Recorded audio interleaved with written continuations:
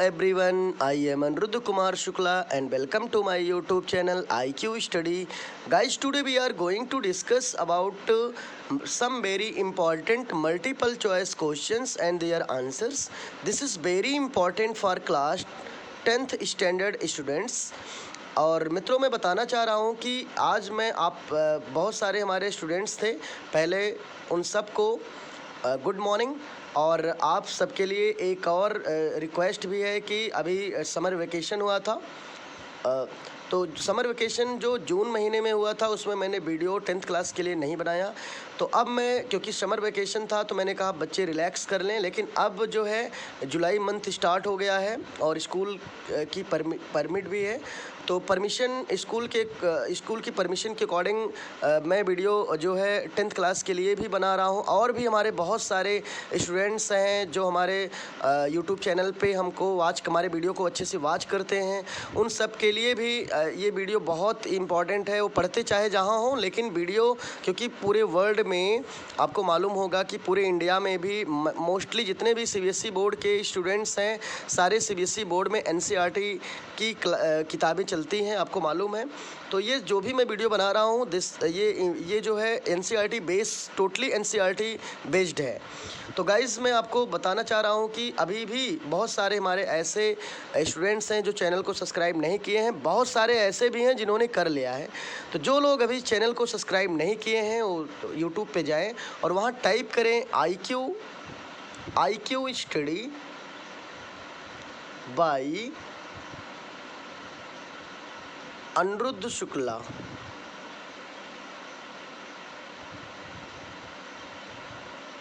Anirudh Shukla sir आप type करेंगे तो हमारी सारी वीडियोस आपको मिल जाएंगी। और बेल आइकन को प्रेस कर लीजिए, जिससे जो भी वीडियो मैं बनाता रहूँगा आपके पास वो वीडियो ना इजली वे में पहुँचता रहेगा। तो guys without wasting time let's start. Firstly we are going to discuss about question number first. अब मैं सबसे पहले क्वेश्चन नंबर फर्स्ट को मैं डिस्कस करने चल रहा हूँ। इस क्वेश्चन नंबर फर्स्ट को आप अच्छे से देखिएगा, क्वेश्चन को समझिएगा, ठीक है। और जो भी आपको प्रॉब्लम अगर हमारे समझाने पे कहीं लगती है, आप कमेंट बॉक्स में जाइए, वहाँ कमेंट करिए, मैं आपको प्रॉब्लम को दूर करने का प्रयास करूँगा। तो गाइस क्वेश्चन नंबर फर्स्ट है, which of the following is not a physical change. कौन सा इसमें फिजिकल चेंज नहीं है। तो मैं आपको चैप्टर फर्स्ट में हमने, जैसे कि मैं आपको बताया कि 10th क्लास की जो एनसीईआरटी है उसमें चैप्टर फर्स्ट है chemical reactions and their equations. उस चैप्टर को मैंने खूब अच्छे से मैं पढ़ा दिया हूँ और उस चैप्टर में मैंने कुछ क्वेश्चंस आंसर को भी डिस्कस किया है। लेकिन आज मैं 18 क्वेश्चंस मल्टीपल चॉइस का मैंने आपके लिए बहुत ही बेहतरीन ढूंढ के मैं आपके लिए लाया हूँ। और इस 18 क्वेश्चंस में जो भी आप पढ़े हो वही सब सारे क्वेश्चंस उसी से रिलेटेड हैं। तो इसमें जैसे कह रहा है कि फिजिकल चेंज नहीं है, तो आप पहले ये जानिए कि फिजिकल चेंज होता क्या है, केमिकल चेंज क्या है। मैं आपको पहले सिंपल बताना चाह रहा हूँ गाइस, डिफिनीशन बाद में बताता हूँ। पहले आप सिंपल वे में जानिए फिजिकल केमिकल क्या है, कि केमिकल चेंज होते क्या हैं गाइस।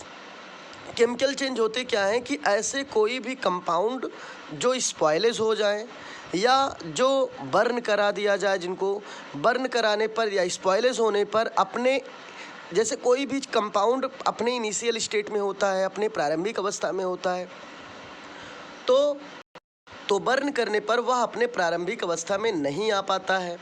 इसीलिए जैसे कि मैं आपको बता रहा हूँ, जैसे एक एग्जांपल देखिएगा, बर्निंग ऑफ पेपर हो गया, कर्डिंग ऑफ मिल्क हो गया, समझ में आ रहा है, दूध से दही का जमना। तो आप देख रहे हैं जैसे कि मैं बताया कि कर्डिंग ऑफ मिल्क, दूध से दही का जमना, और बर्निंग ऑफ पेपर का जलना। पेपर को जलाते हैं, पेपर अपने उसका इनिशियल स्टेट कैसा तो आपको मालूम है। बाद में पेपर को जलाने के बाद जो उसकी एश बचती है, राख बचती है, क्या उस राख से हम फिर से पेपर बना सकते हैं? नहीं बना सकते हैं। दूध से जब दही बन जाता है ना, तो क्या दही से हम दूध बना सकते हैं? नहीं बना सकते हैं।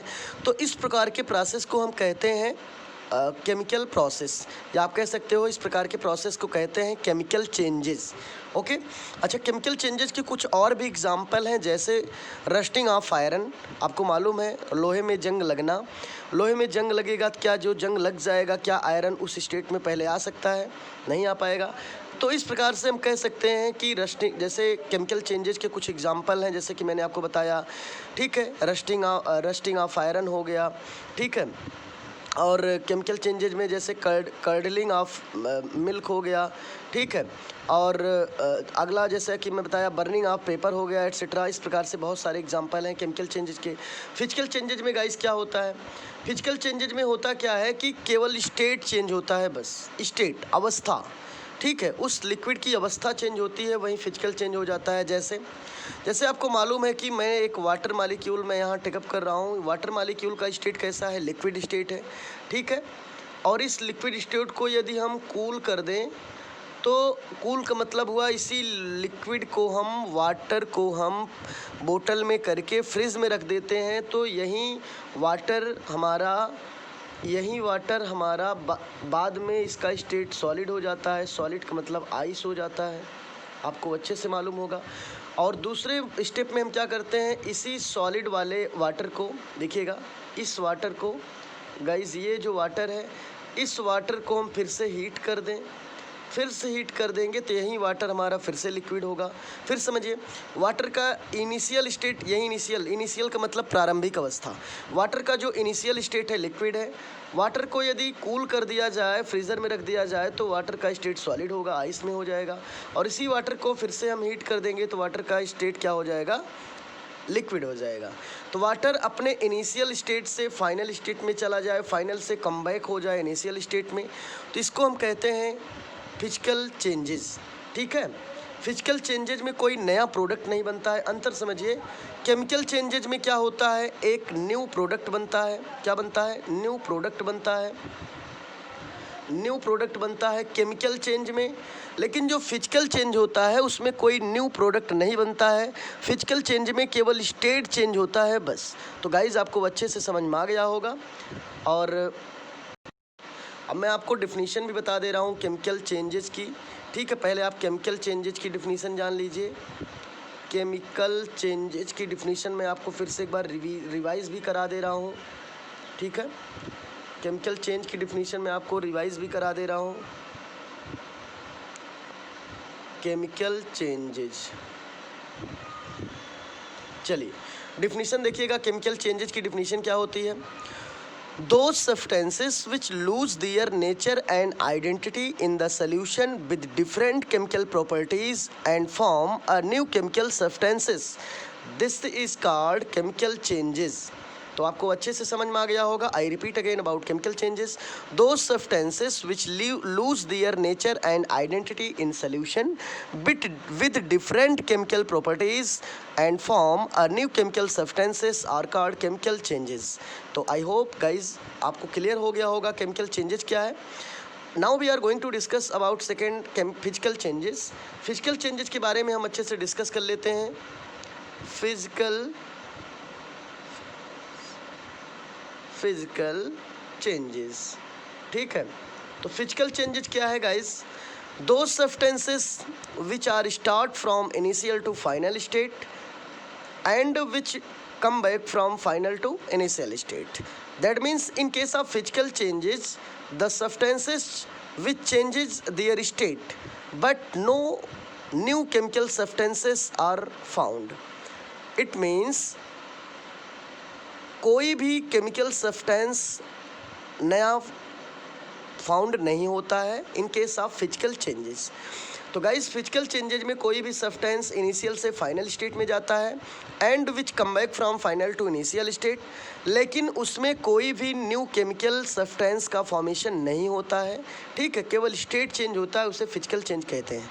तो खूब अच्छे से समझ में आ गया होगा। अब आप पहले क्वेश्चन का आंसर दीजिए। पहला क्वेश्चन है, आप देख रहे हैं पहला क्वेश्चन स्क्रीन के ऊपर आपके है, which of the following is not a physical change. बताना है कौन फिजिकल चेंज नहीं है और सब फिजिकल चेंज है। चलिए हम लोग देखते हैं पहला क्वेश्चन। फर्स्ट इसमें है boiling of water two gives water vapour. भाई कह रहा है बॉइलिंग ऑफ वाटर, वाटर को बॉयल करो और वाटर बॉयल करने पर वाटर वेपर में कन्वर्ट हो जाता है। ठीक है, वाटर वेपर। तो दिमाग लगाइए, पहले वाटर बॉयल किया गया और वहीं वाटर वेपर में कन्वर्ट हुआ। यहाँ पर वाटर का स्टेट क्या हुआ, पहले आप स्टेट देखिए। यहाँ पर बॉयल करने पर वाटर का स्टेट, बॉइलिंग के समय में वाटर का स्टेट लिक्विड है, और जब वाटर हमारा वेपर फॉर्म में कन्वर्ट हो जाएगा, तो वाटर वेपर फॉर्म में कन्वर्ट होगा तो उस समय वाटर का स्टेट हो जाएगा गैस। तो देखिए यहाँ पर कोई नया सब्सटेंस नहीं बना, यहाँ पर केवल वाटर का स्टेट चेंज हो रहा है, वाटर लिक्विड से गैस में जा रहा है। तो इसका मतलब ये एक फिजिकल चेंज है। ठीक है, तो पहला फिजिकल चेंज है, लेकिन हमें बताना है कौन फिजिकल चेंज नहीं है। ठीक है, तो पहला फिजिकल चेंज है। दूसरा देखिए है कि नहीं, melting of ice to give water. क्या बात है, कह रहा है मेल्टिंग ऑफ आइस, जो अभी मैं आपको समझाया था। Melting of ice, ice means ice किससे बना है, वाटर से भी आइस बना है। ठीक है, बर्फ भी वाटर से ही बना है। तो आइस को हम मेल्ट करेंगे तो आइस मेल्टिंग के समय में आइस का स्टेट मीन्स वाटर का स्टेट, वाटर ही आइस है। तो मेल्टिंग ऑफ आइस, आइस के समय में वाटर का स्टेट सॉलिड है, और वहीं आइस जब मेल्ट करने के बाद लिक्विड में कन्वर्ट हो जाएगा तो उसका स्टेट लिक्विड हो जाएगा। तो यहाँ पर भी देख रहा हूँ कि हम लोग देख रहे हैं कि वाटर का स्टेट हम लोग चेक करते हैं। वाटर का जब आइस के कंडीशन में वाटर का स्टेट है तो सॉलिड है, वाटर वहीं लिक्विड में मेल्ट करने पे लिक्विड फॉर्म में हो जाएगा। इसका मतलब वाटर का केवल स्टेट चेंज हो रहा है। ठीक है, फेज चेंज हो रहा है, वाटर से कोई नया कंपोनेंट नहीं बन पा रहा है। तो ये भी एक फिजिकल चेंज का ही एग्जाम्पल है। तो गाइस दूसरा भी समझ में आ गया होगा, हम तो तीसरा देखते हैं। तीसरा है dissolution of salt in water.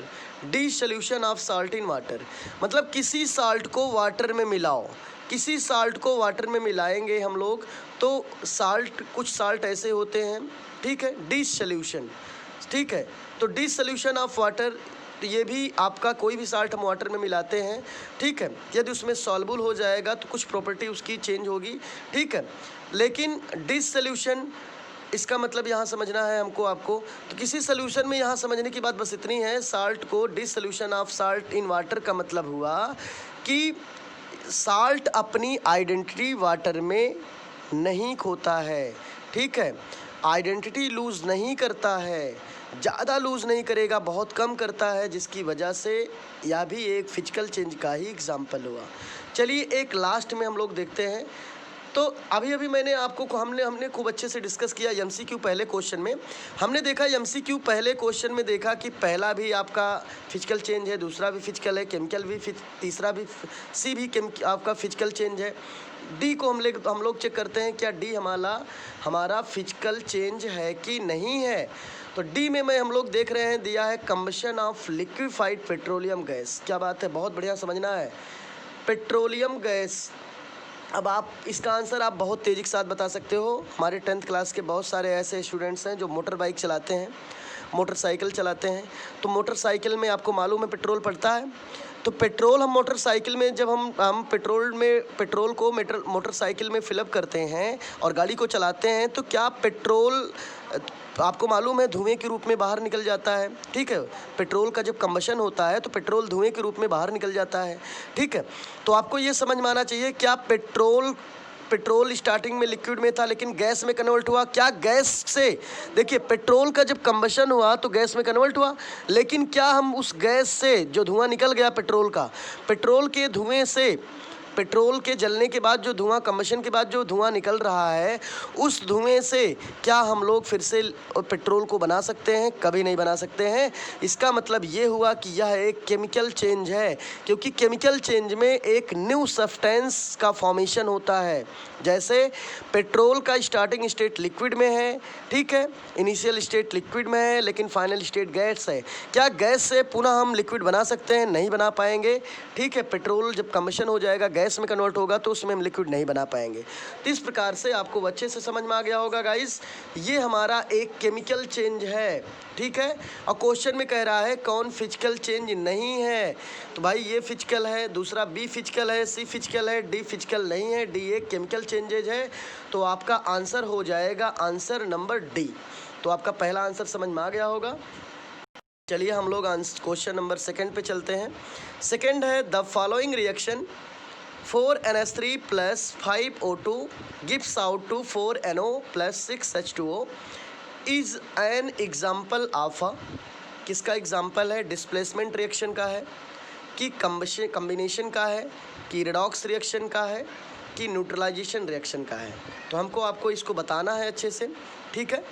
तो देखिए क्या इसमें डिस्प्लेस कुछ हो रहा है भाई। यहाँ पर हाइड्रोजन है, ठीक है, ऑक्सीजन हाइड्रोजन को डिस्प्लेस कर रहा है, क्योंकि oxygen is more electronegative comparison to hydrogen.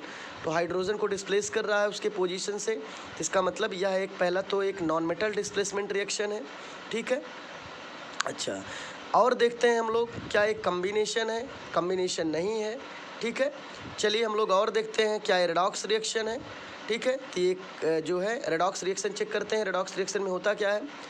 Redox reaction का मतलब स्टूडेंट्स ये होता है कि ऐसा रिएक्शन जिसमें ऑक्सीडेशन और रिडक्शन दोनों एक साथ होता हो, वही हमारा कहलाएगा ऑक्सीडेशन एंड रिडक्शन रिएक्शन। जो भी स्टूडेंट्स को ऑक्सीडेशन रिडक्शन समझ में नहीं आ रहा हो तो वो लोग हमारा 10th क्लास का वीडियो वॉच कर लें पहले।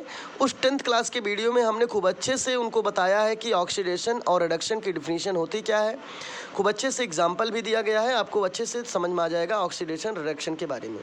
एक बार मैं सिंपल एक लाइन में डिफिनीशन बता दे रहा हूँ ऑक्सीडेशन की। ऑक्सीडेशन का मतलब होता है oxidation is the process in which a substance add oxygen or any other electronegative atoms and removal of hydrogen or any other electropositive atoms are called oxidation.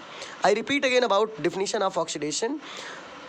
Oxidation is the process in which a substance add oxygen or any other electronegative atoms and removal of hydrogen or any other electropositive atoms are called oxidation.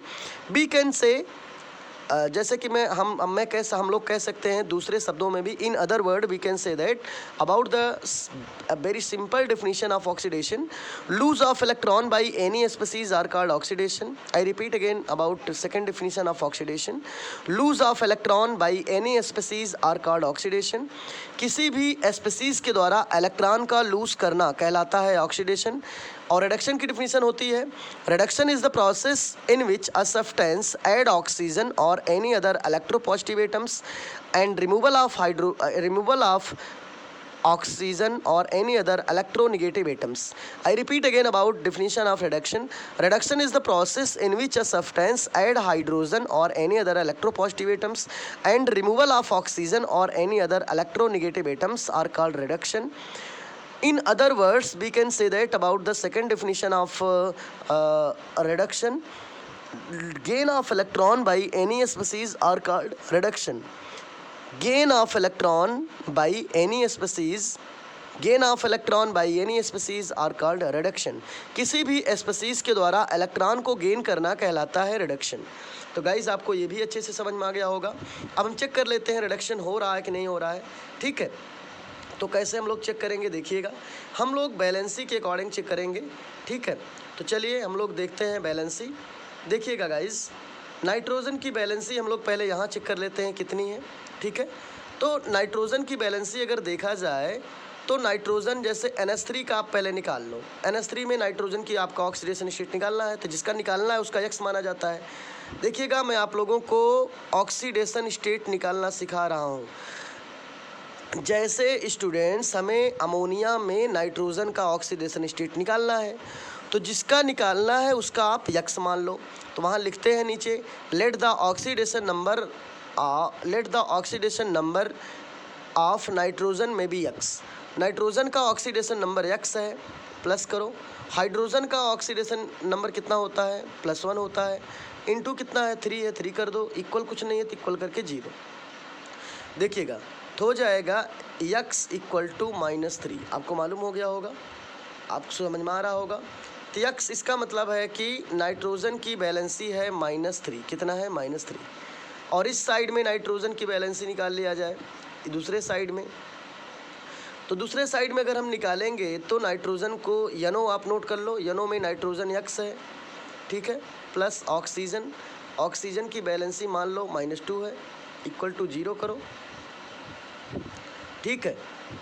तो वैसे आप मान के चलिए कि यनो का जब हम स्ट्रक्चर बनाते हैं यनो का, तो यनो का स्ट्रक्चर कुछ ऐसे ही बनता है 1 2 3 4 5।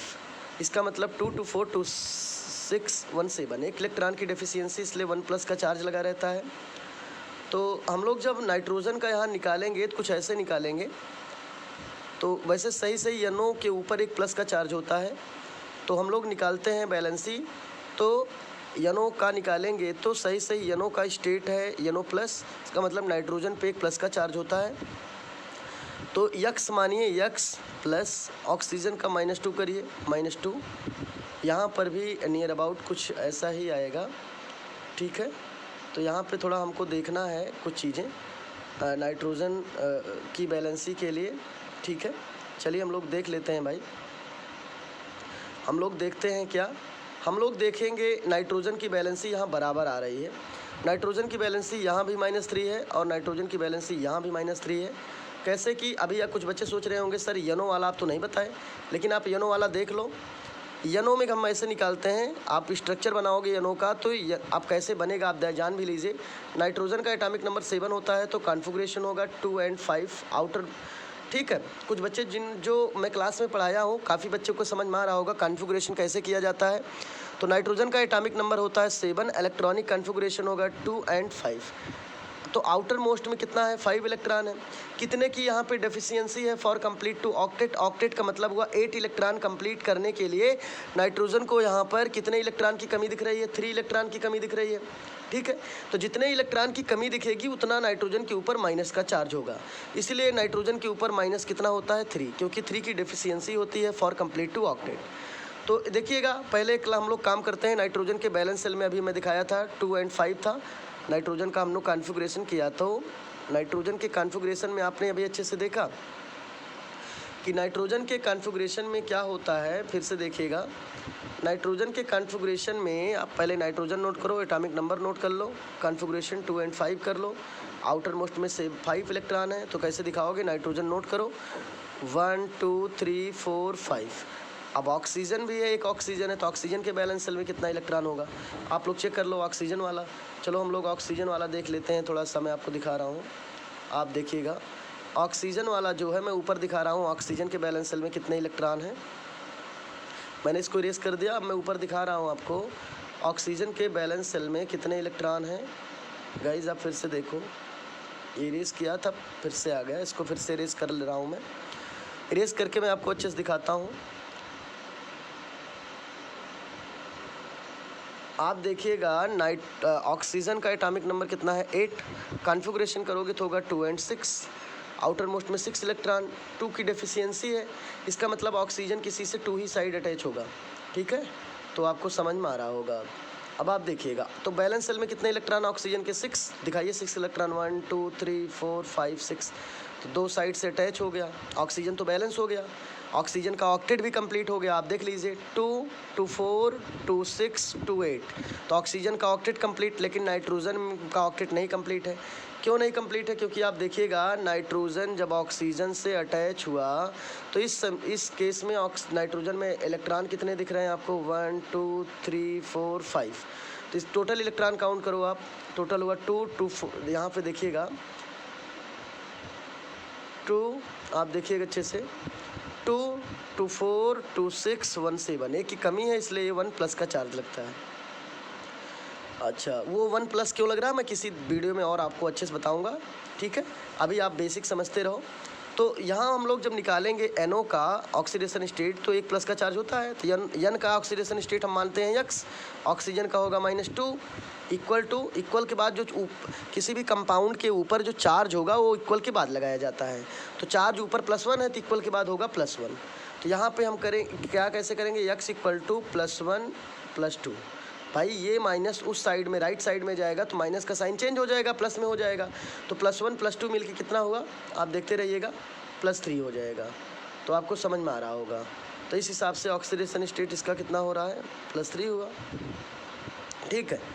तो गाइज अभी यहाँ पर हम लोग चेक करते हैं दूसरे का, ऑक्सीजन का चेक करते हैं। तो कोई भी एलिमेंट जब हम ऑक्सीडेशन स्टेट निकालते हैं गाइज, तो यदि वह एलिमेंट न्यूट्रल फॉर्म में हो, न्यूट्रल का मतलब समझिए, कोई भी एलिमेंट या तो एटॉमिक फॉर्म में हो, किस फॉर्म में हो, एटॉमिक फॉर्म में हो, या तो मॉलिक्यूल फॉर्म में हो। कोई भी एलिमेंट एटॉमिक फॉर्म में होगा या मॉलिक्यूल फॉर्म में होगा, ऐसे कंडीशन में उसका जो ऑक्सीडेशन स्टेट होता है वो जीरो होता है।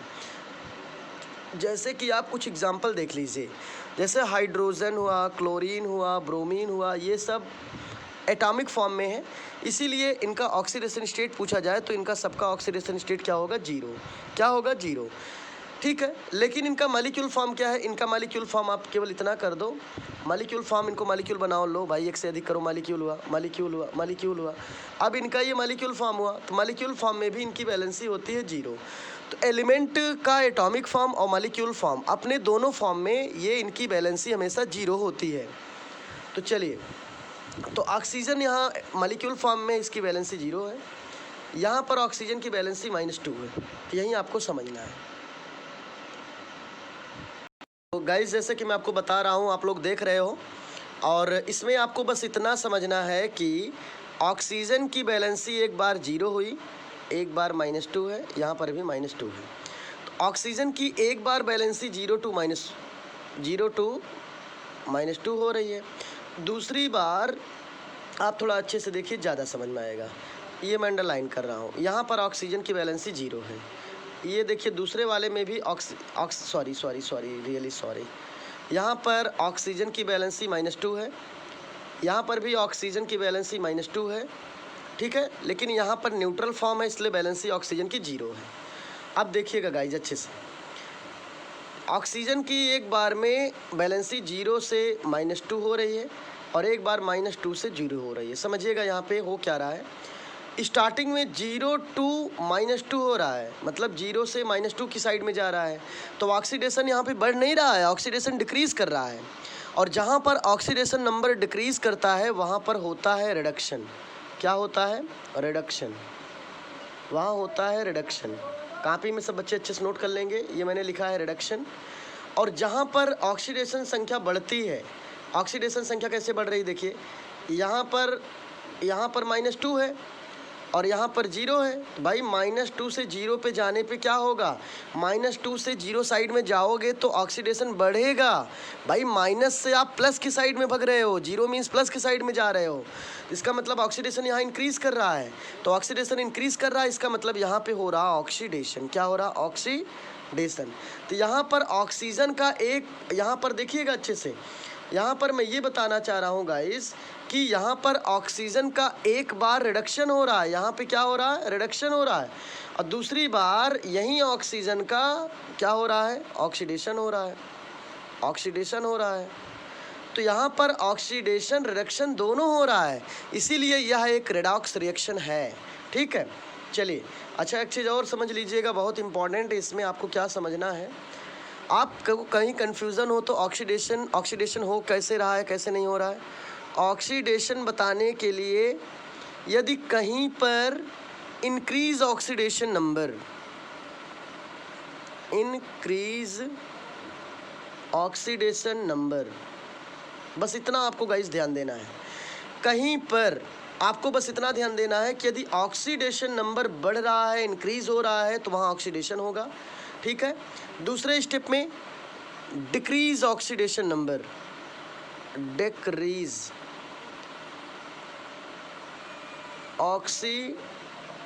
Decrease oxidation number.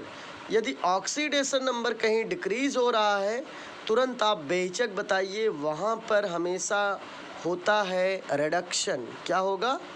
रिडक्शन। भूलना नहीं है आपको, खूब अच्छे से रिडक्शन समझ में आ गया होगा। डिक्रीज ऑक्सीडेशन नंबर जिधर साइड से डिक्रीज करेगा वहाँ रिडक्शन होगा, और जिस साइड से ऑक्सीडेशन नंबर इंक्रीज करेगा वहाँ ऑक्सीडेशन होगा। चलिए, तो गाइज आपसे देखिएगा, इसमें मैंने देखा दोनों हो रहा है, इसलिए यहाँ पे रिडॉक्स रिएक्शन हुआ। और न्यूट्रलाइजेशन रिएक्शन तो है नहीं, क्योंकि यहाँ पे कुछ न्यूट्रलाइज नहीं हो रहा है। ठीक है, इसका मतलब इसमें दो ऑप्शन हमें सही दिख रहा है, एक हमें पहला दिख रहा है और एक तीसरा दिख रहा है। ठीक है, यह एक डिस्प्लेसमेंट रिएक्शन भी है। कैसा डिस्प्लेसमेंट है ये भी जानिए। डिस्प्लेसमेंट रिएक्शन 2 टाइप के होते हैं, metal displacement reaction and non metal displacement reaction. तो इस रिएक्शन में कोई मेटल दूसरे को नहीं डिस्प्लेस कर रहा है, इस रिएक्शन में नॉन मेटल को डिस्प्लेस कर रहा है। इसका मतलब इसमें जो डिस्प्लेसमेंट रिएक्शन है यह एक नॉन मेटल डिस्प्लेसमेंट रिएक्शन का एग्जाम्पल है।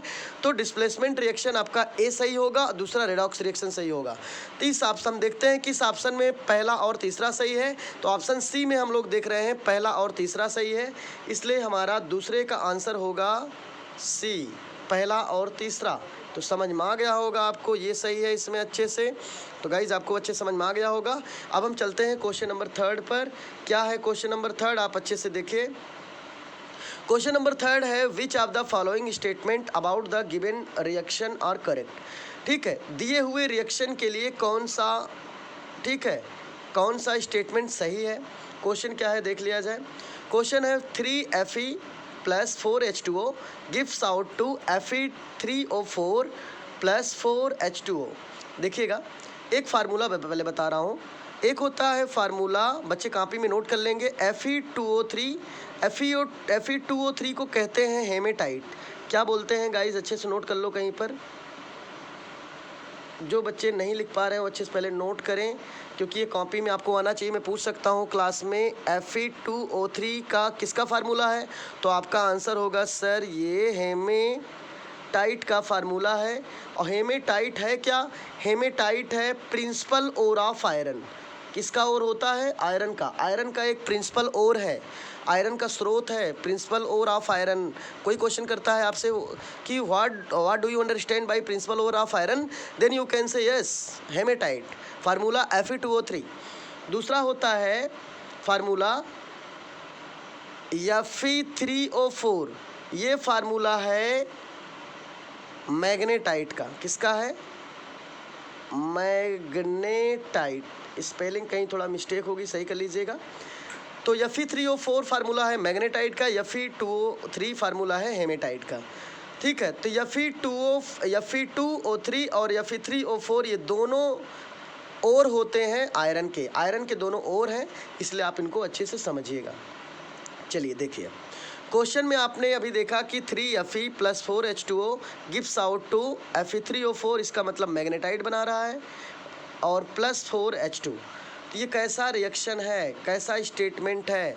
क्या ये statement iron metal is getting oxidized, क्या यहाँ पर आयरन मेटल ऑक्सीडाइज कर रहा है।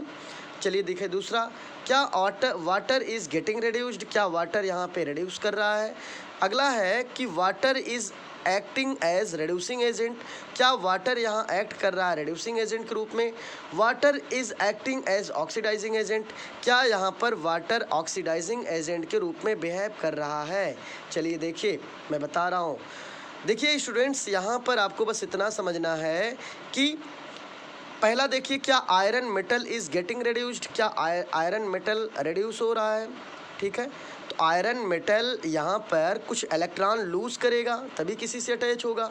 ठीक है, तो इलेक्ट्रॉन लूज़ करेगा तो किसी से अटैच होगा, और यहाँ से जैसे लूज़ करेगा ऑक्सीजन को गेन करेगा, क्योंकि ऑक्सीजन एक गुड लिविंग ग्रुप भी है, लिविंग ग्रुप भी अच्छा है, और वाटर भी एक अच्छा लिविंग ग्रुप है।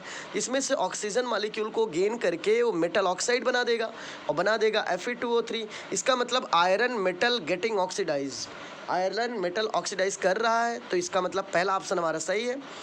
Water is getting reduced, water क्या रिड्यूस हो रहा है, यस वाटर रिड्यूस हो रहा है, ऑक्सीजन अपने पास से रिमूव कर रहा है। ठीक है, तो getting reduced, water is getting reduced भी सही है। सी कह रहा है water is acting as reducing agent, नहीं वाटर रिड्यूसिंग एजेंट नहीं है। क्यों नहीं है, क्योंकि ऑक्सीडाइजिंग एजेंट क्या होता है, सब पहले नॉर्मल समझ लो। ठीक है, जिसका ऑक्सीडेशन होता है वह एक रिड्यूसिंग एजेंट होता है, और जिसका रिडक्शन होता है वह एक ऑक्सीडाइजिंग एजेंट होता है। तो कह रहा है water is acting as reducing agent, तो आपका कहेंगे नहीं, वाटर एक रिड्यूसिंग एजेंट नहीं, एक ऑक्सीडाइजिंग एजेंट के रूप में बिहेव कर रहा है। तो आपका थर्ड आंसर गलत होगा, थर्ड सही नहीं है। फोर्थ देखते हैं, फोर्थ है water is acting as oxidizing, yes ये सही है, वाटर एक ऑक्सीडाइजिंग एजेंट के रूप में बिहेव करता है। ठीक है, तो आपको अच्छे से समझ में आ रहा होगा। ठीक है, तो इसका मतलब कितने ऑप्शन सही हैं आपके स्टेटमेंट में, कितने स्टेटमेंट सही हैं, पहला सही है, दूसरा सही है, फोर्थ सही है, लेकिन थर्ड गलत है। तो किस ऑप्शन में फर्स्ट, सेकंड और फोर्थ दिया है, तो ऑप्शन सी में दिया है, इसलिए आपका आंसर ऑप्शन सी करेक्ट हो जाएगा, तीसरा आंसर सही हो जाएगा option C. Option C is right answer. चलिए क्वेश्चन नंबर 4 देखिएगा। फोर्थ क्वेश्चन है which of the following are exothermic process, कौन इसमें एक्सोथर्मिक प्रोसेस है। एक्सोथर्मिक इंडोथर्मिक में फिर से रिपीट कर दे रहा हूँ गाइस। एक्सोथर्मिक क्या होता है देखिएगा, एक्सोथर्मिक थर्मिक है एक्सोथर्मिक प्रोसेस। एक्सोथर्मिक प्रोसेस का मतलब होता है, एक्सो मीन्स निकालना। Exothermic process are those process in which a lot of amount of heat are evolved। Exothermic process एक ऐसा प्रोसेस है जिसमें बहुत ज़्यादा मात्रा में हीट इवॉल्व होती है, निकलती है, ऐसे प्रोसेस को एक्सोथर्मिक कहते हैं। एंड इंडोथर्मिक क्या होता है, इंडोथर्मिक दूसरा, देखो दो ही प्रोसेस मेन है कि रिएक्शन में, एक होता है इंडोथर्मिक, एक होता है exothermic. Exothermic process are those process in which amount of heat are evolved. कहने का मतलब एक्सोथर्मिक प्रोसेस एक ऐसा प्रोसेस है जिसमें हीट इवॉल्व होती है। एंड इंडोथर्मिक प्रोसेस क्या है भाई, इंडोथर्मिक जान लो क्या होता है, इंडोथर्मिक प्रोसेस, ठीक है, endothermic process. Endothermic process are those process in which amount of heat are absorbed, ठीक है, एब्जॉर्ब्ड। तो जो हमारा इंडोथर्मिक होता है उसमें अमाउंट ऑफ हीट को एब्जॉर्ब करता है। ऐसा केमिकल रिएक्शन जो हीट अमाउंट ऑफ हीट को एब्जॉर्ब करे वो इंडोथर्मिक होता है। जो अमाउंट ऑफ हीट को रिलीज करे, रिमूव करे, अमाउंट ऑफ हीट को इवॉल्व करे वो कहलाता है एक्सो, और जो अमाउंट ऑफ हीट को एब्जॉर्ब करता है वो कहलाता है इंडो। तो आपको एक्सो इंडोथर्मिक समझ में आ रहा होगा। आप देखिए अच्छे से, क्वेश्चन नंबर फर्स्ट ए में है, ए देखिएगा ऑप्शन ए में कह रहा है reaction of water with quicklime. Quicklime को कहते हैं कैल्शियम ऑक्साइड। क्विकलाइम किसको कहते हैं स्टूडेंट्स, कैल्शियम ऑक्साइड। दुकान पे आप चूना खरीदने जाओ, जो पान की दुकान होती है वो लोग चूना खरीद के लाते हैं, तो वह चूना लम्स के रूप में होता है। किसके रूप में होता है, लम्स। जब चूना खरीद के लाते हैं तो वो चूना पहले लम्स के रूप में होता है, लम्स मीन्स टुकड़ों के रूप में होता है, और उसी को कहते हैं quicklime means calcium oxide. Calcium oxide उसका एक और नाम है, कॉमन नाम है क्विकलाइम, ठीक है। तो इसको वाटर में डालने पर बहुत तेज़ी के साथ हीट इवॉल्व होता है, तो इसका यह एक एक्सोथर्मिक प्रोसेस होता है, ठीक है। कह रहा reaction of water with quicklime एक एक्सोथर्मिक प्रोसेस है, ठीक है। जब चूना आप कभी भी दुकान से खरीद के लाइए, पानी में डालेंगे, बहुत तेज़ी के साथ CO2 गैस रिलीज़ होगी और हीट भी रिलीज़ होगी। CO2 गैस निकलेगी, हीट इवॉल्व होगा, तो इसका मतलब एक एक्सोथर्मिक प्रोसेस है। दूसरा कह रहा है डाइल्यूशन ऑफ एन एसिड। भाई एसिड में डाइल्यूशन ऑफ एन एसिड, इसका मतलब एसिड में हम एसिड को डाइल्यूट करें किसी वाटर में तो क्या होगा भाई। देखते हैं कि कभी भी आप एसिड को किसी भी बीकर में वाटर फिलअप करिए, उस बीकर में एसिड को ऊपर से थोड़ा थोड़ा बहुत ही स्मॉल अमाउंट में गिराइए और किसी भी ग्लास बार से स्टेयर करते रहिए, ठीक है। तो देखिएगा कि जैसे आप करते रहेंगे आपका जो ग्लास जिसमें स्टेयर करेंगे बहुत गर्म हो जाता है, इसका मतलब हीट इवॉल्व होता रहता है, तो यह भी एक एक्सोथर्मिक प्रोसेस है।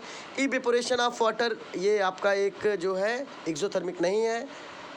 सब्लिमेशन ऑफ कैम्फर ये भी नहीं है, ठीक है। इसका मतलब हमारा पहला और दूसरा सही है। किस ऑप्शन में है, पहला ऑप्शन सही है हमारा, option A is right answer. हम चलते हैं फिफ्थ क्वेश्चन पर, थोड़ा बड़ा क्वेश्चन है, अच्छे समझ लीजिए। क्वेश्चन है फिफ्थ नंबर पे, 3 beakers labelled ABC containing 25 ml of water were taken. A small amount of NaOH, anhydrous copper sulfate and NaCl were added to the beaker ABC respectively. It was absorbed that there was an increase in the temperature of the solution contained in beaker ABC, whereas in case of beaker C the temperature of the solution fall. Which one of the following statement is or correct? चलिए देखिए, कह रहा आप 3 beaker लीजिए ABC, उसमें सब में 25 ml water पहले फिलअप करिए, और कह रहा है इसके बाद में कि स्मॉल अमाउंट में NaOH, एक बीकर में NaOH फिलअप करिए, दूसरे बीकर में कॉपर सल्फेट फिलअप करिए, anhydrous copper sulphate. Anhydrous copper sulphate का मतलब होता है कॉपर सल्फेट ड्राई फॉर्म में होगा, पाउडर फॉर्म में होगा, उसमें किसी प्रकार का कोई मॉइस्चर कंटेंट नहीं होना चाहिए। अगला है NS और तीसरे बीकर में NaCl। इसका मतलब ये हुआ गाइज कि आपको 3 बीकर लेना है, beaker A, beaker B, beaker C. Beaker A में आपको फिलअप करना है NaOH को, ठीक है। फिर से देखिए, मैं फिर से बना रहा हूँ। हमको 3 बीकर लेना है, beaker A, beaker B, beaker C. हमें तीनों बीकर में अलग अलग सोल्यूशन को फिलअप करना है। बीकर ए में हमें NaOH को फिलअप करना है। बीकर बी में हमें क्या फिलअप करना है, आप अच्छे से देखिए। बी में हमें फिलअप करना है, बता रहा हूँ मैं, बी में हमें गाइस फिलअप करना है, बी में हमें स्टूडेंट्स फिलअप करना है, जानते हो क्या? बी वाले बीकर में हमें फिलअप करना है कॉपर सल्फेट को फिलअप करना है। और सी वाले बीकर में हमें फिलअप करना है, NaCl को, ठीक है। 3 बीकर अलग अलग हैं, तीनों बीकर में वाटर लिया गया 25 ml, सब में बराबर है। सब में स्मॉल अमाउंट में NaOH, एक बीकर में, दूसरे बीकर में कॉपर सल्फेट और तीसरे बीकर में NaCl को फिलअप करना है। इसके बाद कह रहा है कि देखिए किस में एंडोथर्मिक हो रहा है, किस में एक्सोथर्मिक का प्रोसेस हो रहा है। चलिए, पहला ऑप्शन इसमें है कि in beaker A and B exothermic process. क्या बीकर ए एंड बी में एक्सोथर्मिक प्रोसेस हो रहा है, ठीक है। फिर कह रहा है कि in beaker A and B exothermic process are occurred. क्या बीकर ए एंड बी में एक्सोथर्मिक प्रोसेस अकर हो रही है, ठीक है। अगला कह रहा है कि इन बीकर सी, क्या बीकर सी में, मतलब in beaker C exothermic process has occurred. क्या बीकर सी में एक्सोथर्मिक प्रोसेस अकर हो रही है। In beaker C exothermic process has occurred, कि बीकर सी में इंडोथर्मिक प्रोसेस अकर हो रही है। तो समझिए यहाँ पे, देखिए भाई, जो बीकर ए है, बीकर ए जो है हमारा, बीकर ए जिसमें फिलअप है NaOH। NaOH एक स्ट्रॉन्ग बेस है, पहले समझिए। NaOH एक स्ट्रॉन्ग बेस है, और जैसे ही इसको आप बीकर ए में क्या है, बीकर ए में 25 ml वाटर फिलअप है। जैसे उस वाटर में NaOH को मिलाएंगे तो एक स्ट्रॉन्ग बेस है।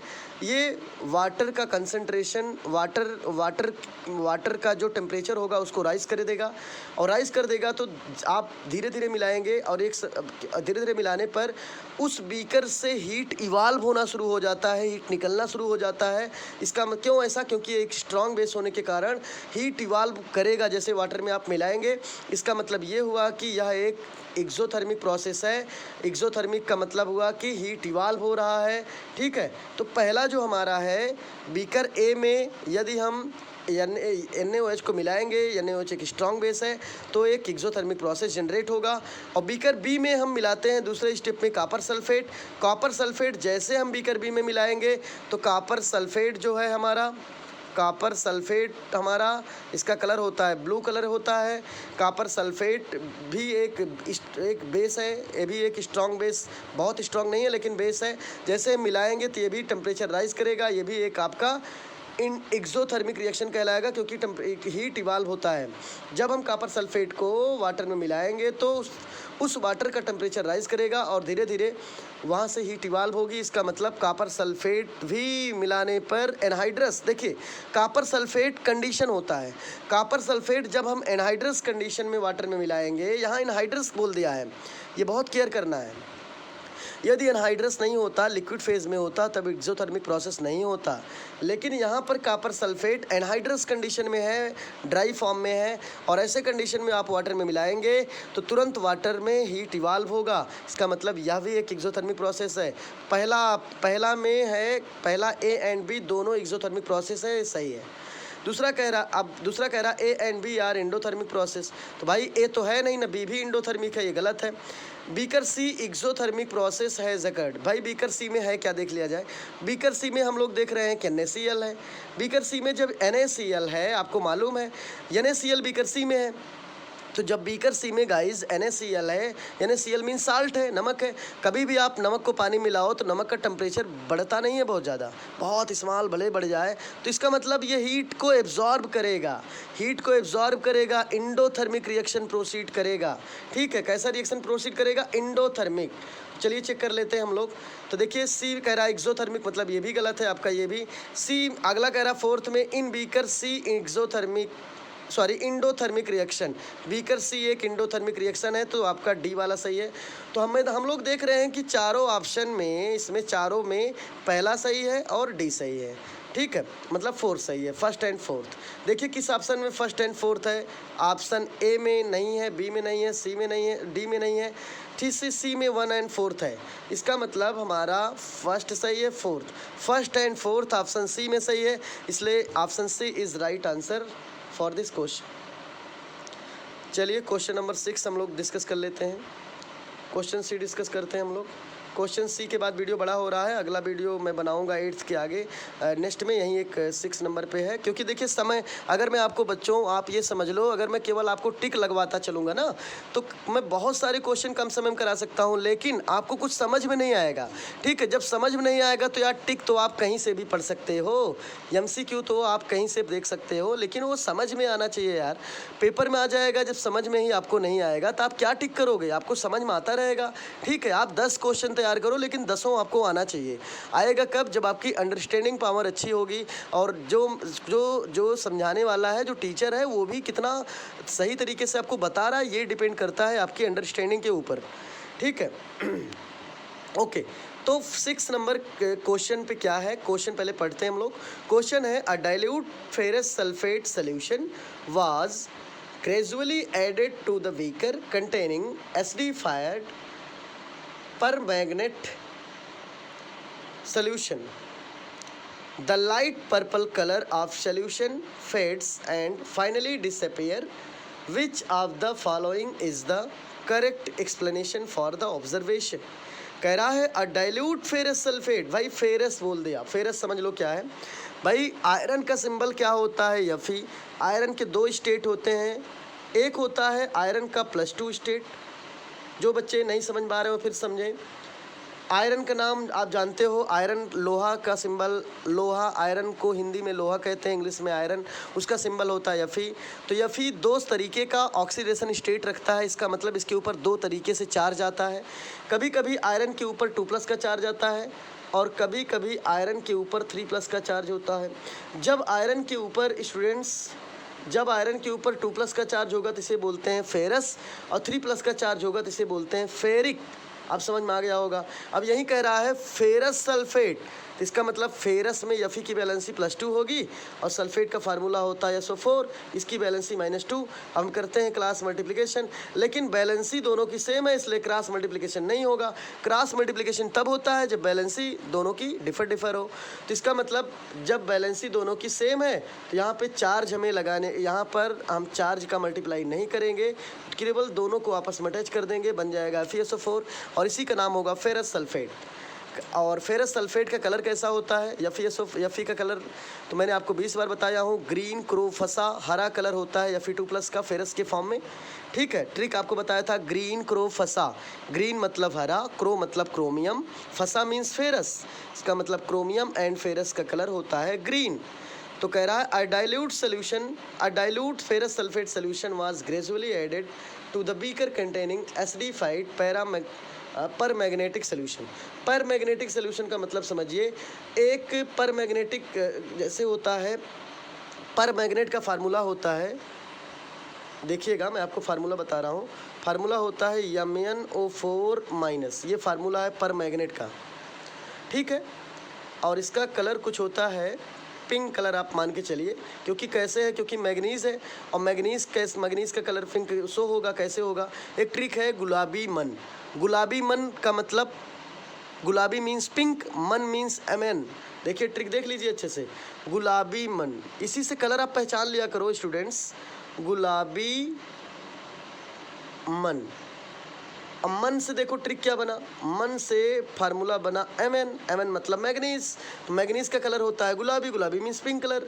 अब कहीं पर अगर दिया पर मैग्नेट, तो कोई क्वेश्चन आपसे पुटअप करे कि पर मैग्नेट का फार्मूला बताओ, तो आप बताओ फार्मूला होता है MnO4 सिंगल माइनस, और इसका कलर होता है गुलाबी कलर, पिंक कलर। ठीक है, चलिए ठीक है, तो आपको समझ में आ गया होगा। कह रहा है कि एक बीकर लीजिए, उसमें आप पर मैग्नेट सोल्यूशन में एक बीकर लीजिए, उसमें आप MnO4 माइनस सोल्यूशन लीजिए और उसमें आप फेरस सल्फेट को मिलाइए।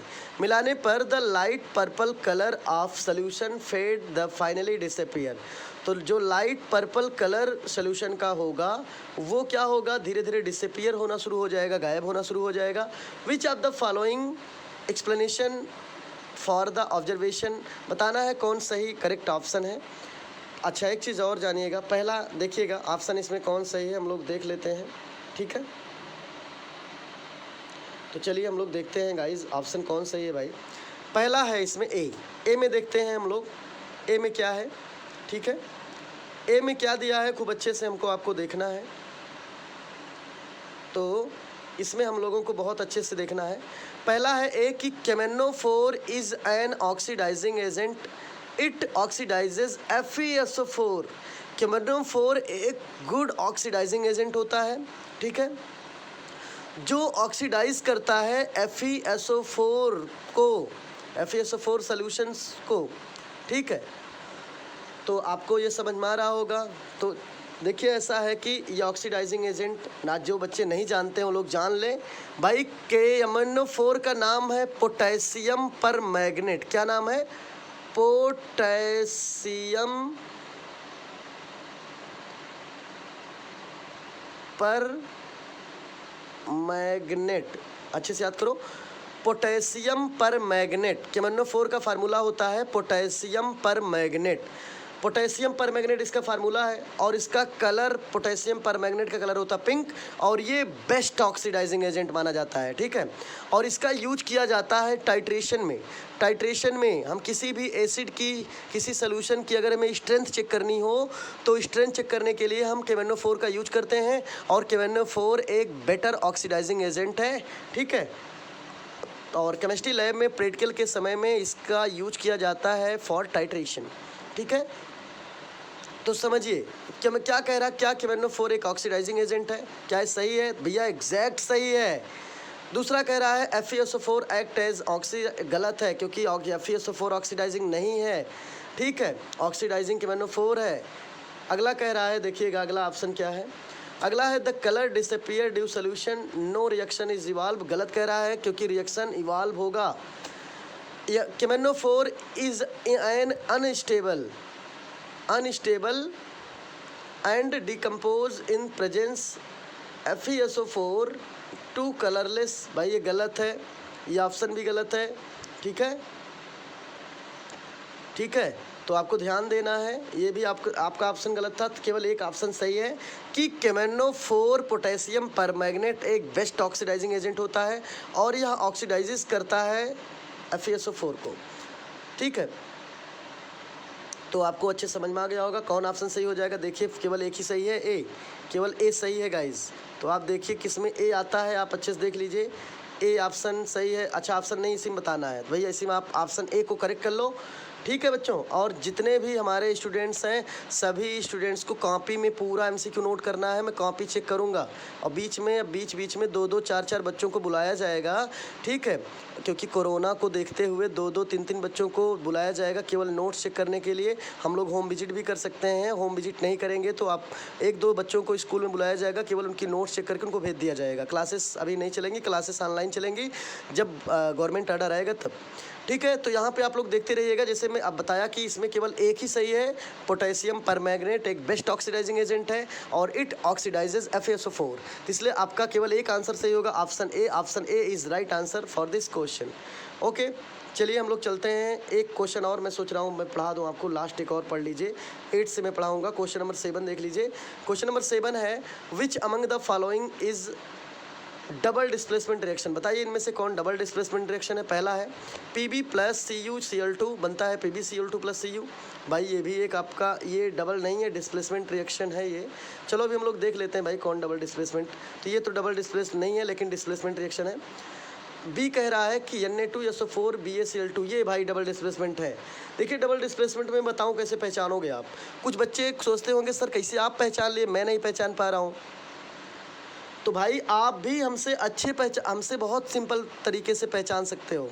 स्टूडेंट्स मैं बता रहा हूँ आप हमसे भी सिंपल तरीके से भाई पहचान सकते हो। कैसे पहचानोगे? देखिए डबल डिस्प्लेसमेंट रिएक्शन में कोई ऐसा रिएक्शन जिसमें 2 साल्ट दिए हों, 2 साल्ट। जैसे देखिए क्या इसमें 2 साल्ट है, 2 साल्ट नहीं है, क्या इसमें है, नहीं है, क्या इसमें दिया 2 साल्ट नहीं दिया है। तो डबल डिस्प्लेसमेंट रिएक्शन केवल एक सिंपल तरीके से पहचानिए, ऐसा कोई केमिकल रिएक्शन जिसमें रिएजेंट में 2 साल्ट हो। जैसे देखो 1 साल्ट ये हुआ, 1 साल्ट ये हुआ, ठीक है। तो यदि ये 2 साल्ट आपको रिएजेंट में दिखे, रिएक्टेंट में दिखे, जैसे भाई बीच में एरो लगा है, एरो के पहले वाला रिएक्टेंट होता है, एरो के बाद वाले प्रोडक्ट है। तो मैं कह रहा हूँ किसी भी केमिकल रिएक्शन में एरो के पहले यदि 2 आपको साल्ट दिख जाए तो तुरंत बेहिचक बताइए कि ये है एक डबल डिस्प्लेसमेंट रिएक्शन है। केवल 2 साल्ट देख के बता दो यार, ठीक है। अब देखो जैसे हमें चेक करना था, मैंने देखा इसमें 2 साल्ट नहीं था, भाई ये नहीं, इसमें भी 2 साल्ट नहीं है, इसमें भी 2 साल्ट नहीं है, लेकिन हमने इसमें देखा कि इसमें 2 साल्ट हैं। और डबल माने 2 साल्ट, 2 साल्ट कंपाउंड। किसी भी केमिकल रिएक्शन में एरो के पहले, एरो का मतलब रिएक्टेंट मॉलिक्यूल में 2 साल्ट होने चाहिए, तो ये हमारा डबल डिस्प्लेसमेंट रिएक्शन कहलाएगा। तो देखिए किस में सही है ये, केवल इसमें एक ही सही है, ये आपका सेकंड। किस ऑप्शन में है? ऑप्शन बी में है। देखो बी में कह रहा है सेकंड इज ओनली, केवल सेकंड सही है, तो 7 का राइट आंसर होगा B option. Okay guys, today is enough. Video बड़ा हो रहा है भाई, बहुत समझाना पड़ता है आप लोगों को, और इतना अगर नहीं समझाऊँ तो भाई देखो जो बच्चे बहुत अच्छे उनको समझ में आएगा, लेकिन जो मीडियम क्लास के स्टूडेंट्स हैं, वीक हैं, उनको थोड़ा कम आएगा। इसलिए मेरा प्रयास है कि आपको बहुत अच्छे से आ जाए। तो 8th क्वेश्चन से हम नेक्स्ट वीडियो में मैं बनाऊंगा। आप लोग थोड़ा थोड़ा पढ़िए, बहुत अच्छे से पढ़िए, एक बार पढ़ लीजिए जिससे दोबारा भूले ना। आपको बहुत अच्छे से डिफाइन करके आप बता दो अगर आपसे कोई क्वेश्चन पुट अप करे। ओके गाइस, और एक बात और भी है कि अभी जो भी स्टूडेंट्स हमारे चैनल को सब्सक्राइब नहीं किए हैं, प्लीज़ अगर आप देखिएगा सब्सक्राइब किए हो तो बहुत अच्छी बात है भाई, आपको थैंक यू। लेकिन जो लोग नहीं किए हैं उनसे रिक्वेस्ट है कि वो लोग प्लीज़ करिए। और आपके जो मित्र यार किसी भी स्कूल के हों उनको वीडियो लिंक हमारा सेंड कर सकते हो, वो भी देख सकते हैं अच्छे से, ठीक है। और उनको भी बताइए को ना, वो भी शेयर करें, सब्सक्राइब करें। ओके, तो आज के लिए इतना ही। और जो भी होगा सभी स्टूडेंट्स से रिक्वेस्ट है कि आप लोग वीडियो को अच्छे से वॉच करिए, 2 बार वॉच करिए। सभी लोग अपनी केमिस्ट्री कॉपी को फिर से लिखना शुरू करिए और फ्लैश करिए व्हाट्सएप पर। मैं देखूंगा कौन कौन बच्चा नोट कर रहा है, कौन कौन नहीं। अगर आप लोग ऐसा नहीं करोगे भाई, देखिए आप घर पे रहो, आपको प्रेशर नहीं कि स्कूल आओ, लेकिन वर्क करो भाई घर से। और एक रिक्वेस्ट भी है कि अगर आप वर्क नहीं करते हो भाई तो हम लोग नंबर नहीं दे पाएंगे। नंबर क्यों देंगे भाई? नंबर देंगे, आप वर्क ही नहीं करोगे तो कैसे नंबर देंगे? आप बताओ। आप वर्क करो तो हमें होगा कि नहीं आप वर्क कर रहे हो, तो ठीक है, हम भी आपकी हेल्प करेंगे अच्छे से, ठीक है। तो गाइज़ आपसे बस इतना, जो भी हमारे स्कूल के स्टूडेंट्स हैं मैं उनसे रिक्वेस्ट कर रहा हूँ, और जो भी लोग और देख रहे हैं वीडियो उनसे भाई केवल और लोग आज चाहे जो करो भाई, वीडियो वॉच करो, ठीक है। खूब अच्छे से वॉच कर लो, लिखो या नहीं लिखो आपके ऊपर डिपेंड है। लेकिन जो स्कूल के बच्चे उनसे रिक्वेस्ट है को लोग प्लीज़ आप लोग कॉपी में नोट करिए और व्हाट्सएप पे फ्लैश करिएगा, मैं देखूंगा। और कमेंट बॉक्स में कमेंट भी करिएगा वीडियो आपको कैसा लगा, ठीक है। और लाइक, शेयर एंड सब्सक्राइब भी करिएगा। Okay, today is enough. Thank you for watching my video. Okay, best of luck for all of you.